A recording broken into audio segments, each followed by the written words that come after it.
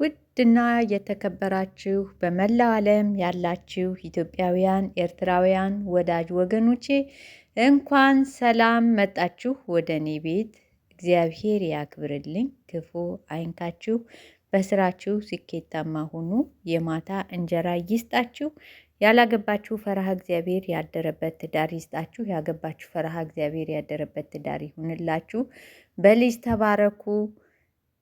በልጅ ተባረኩ፣ ያሰባችሁበት ድረሱ። ውድና የተከበራችሁ ቤተሰቦቼ ዛሬ ይዤላችሁ የመጣሁት እንግዲህ አዲስ የሆናችሁ ሰብስክራይብ በማድረግ ቤተሰቡ ሁኑ፣ ነባሮቹ ደግሞ ላይክ በማድረግ ቪዲዮውን አግዙ። ዛሬ ይዤላችሁ የመጣሁት አስደናቂና በጣም በቃ ልናቀው የሚገባን የአንጀታችን ምን አይነት ነገር ነው፣ እንዴት ነው አንጀት ምንድን ነው የሚለውን ነው። ከዚህ ቀደምም አንብቤዋለሁ ስለዚህ ነገር። ዛሬ ደግሞ የበለጠውን ያስደነገጠኝን ምንምና ያስደመመኝንም ነገር ነው የምነግራችሁ ማለት ነው። የአንጀት አስገራሚ እውነታዎች በሐኪሞች መረጃ ማለት ነው። ሁሉንም የሚያከናውነውን ስራውን ያለ ማንም ትዕዛዝ የሚፈጽመውና ለአጠቃላይ ጤናችን ከፍተኛ ሚና የሚጫወተው አንጀታችን ብዙዎቹን ሁለተኛ አንጎል በመባል ይጠራል። የዘርፉ ተመራማሪዎችም እንደሚሉት አንጀታችን ምግብ ከመፍጨት የበለጠ ሌሎችን ብዙ ነገሮችንም ያከናውናል። ዶክተሮች እንዲያውም አንጀት የአእምሮ ህመምን ለማከምና የሰዎችን በሽታ የመከላከል አቅምን ለመገንባት የሚያደርገውን አስተዋጽኦ በግልጽ ለመለየት ምርመራ ጀምረዋል ይላል። እንግዲህ አንጀታችን ምን ያህል ከስትረስ ጋር ከጭንቀት ጋር የተያያዘ ግንኙነት እንዳለው ማለት ነው። በዚህ ጉዳይ ዙሪያ ቢቢሲ ያናገራቸው አውስትራሊያዊቷ ሜጋን ሮሲ በአንጀት ጤናና ሕክምና ላይ በተለየ የሚሰሩ ዶክተሮች ናቸው።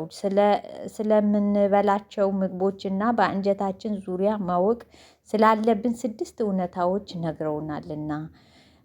አንደኛ፣ የራስ ጋዝ የነርቭ ስርዓት ከሌሎች የሰውነት ክፍሎቻችን በተለየ መልኩ አንጀታችን በራሱ ጊዜ የሚያደርጋቸው ነገሮች ብዙ ናቸው። ማንኛውንም አይነት ትዕዛዝ ከአንጎላችን እስኪመጣ አይጠብቅም። አንጀታችን የሚያዘው አንጎላችን ሳይሆን ኢንትሪክ የነርቭ ስርዓት የሚባለው ሲሆን ይህም በዋነኛነት የሚቆጣጠረው ከስርዓተ ልመት የምግብ መፍጨትና መዋሃድ ጋር የተያያዙ ሂደቶችን ነው።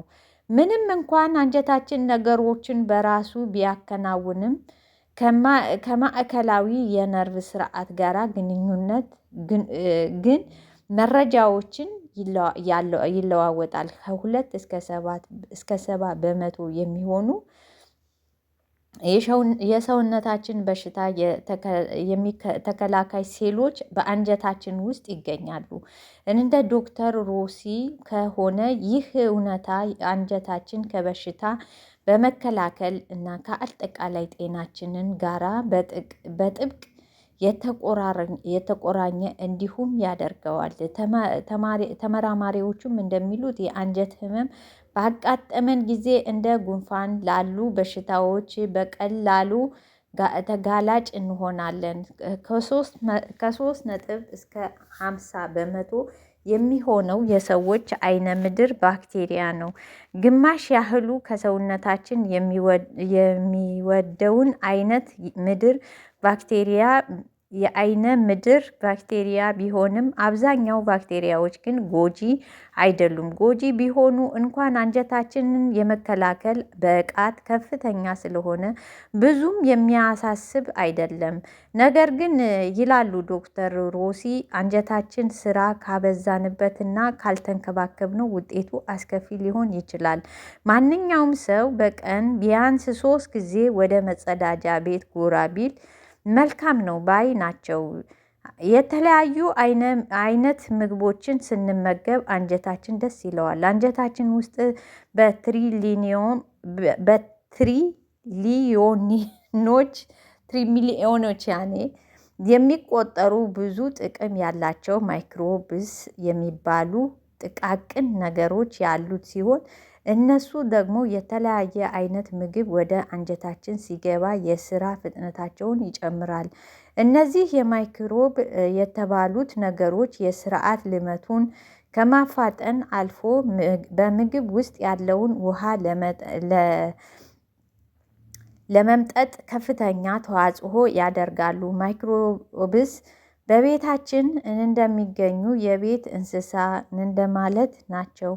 የእኛን እንክብካቤ ይፈልጋሉ በማለት ገልጸውታል ዶክተር ሮሲ። አምስተኛ የሆድ ዕቃችንን ከጭንቀትና ስሜቶቻችን ጋር ግንኙነት አለው። ከሆድና አንጀታችን ጋር የተገናኘ ማንኛውም አይነት ህመም ሲሰማን መጀመሪያ ልናስበው የሚገባው ነገር በሰዓቱ ጭንቀት ውስጥ መሆን አለመሆናችንን ነው። ለዚህም ነው በቅርብ የተሞከሩ ባሉ አዲስ ሕክምና አይነቶች የአእምሮ በሽታና ቀላል ጭንቀቶችን ለማከም ጎጂ ያልሆኑ ባክቴሪያዎችን ወደ አንጀት ማስገባት ተጀምረዋል። የዘርፉ ባለሙያዎች እንዳደረጉት ባለው ጥናት ጤናማ የሆነ አንጀት ያላቸው ሰዎች ጤናማ ካልሆነ አንጀት ካላቸው ጋር ሲወዳደሩ ለጭንቀትና ሌሎችንም የአእምሮ በሽታዎችን ያላቸው ተጋላጭነት የቀነሰ ነው። ስድስተኛ የአንጀታችን የስርዓተ ልመት ሂደቶችን ለማስተካከል የሚከተሉትን ብናደርግ ጠቀሜታ አላቸው። የተለያዩ የምግብ አይነቶችን መመገብ ጭንቀት ይቀንሱ። የሰውነት እንቅስቃሴ ማድረግ፣ አንጀት ህመም ካለብን የአልኮል መጠጥና ቡና እንዲሁም ቅመም የበዛባቸው ምግቦችን አለማዘወተር፣ ረጅም እና ያልተቆራረጠ እንቅልፍን ማግኘት፣ በቀን 3 ጊዜ ሽንት ቤት መግባት፣ መጸዳዳት አይነ ምድራችንን ማለት ነው።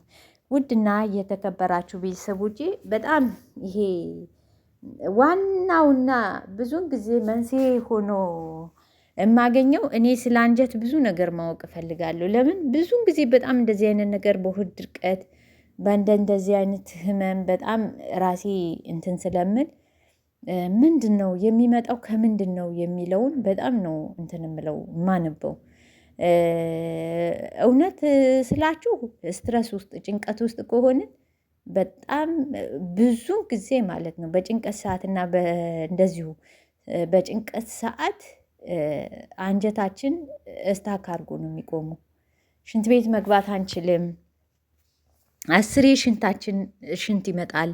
ሽንት ብቻ ነው በቃ መጠቀም የምንችለው። 10 ሽንት ይለናል። እንገባለው ወጣለው እና ይሄ ነገር በጣም ነው ግራ የሚያጋባኝ።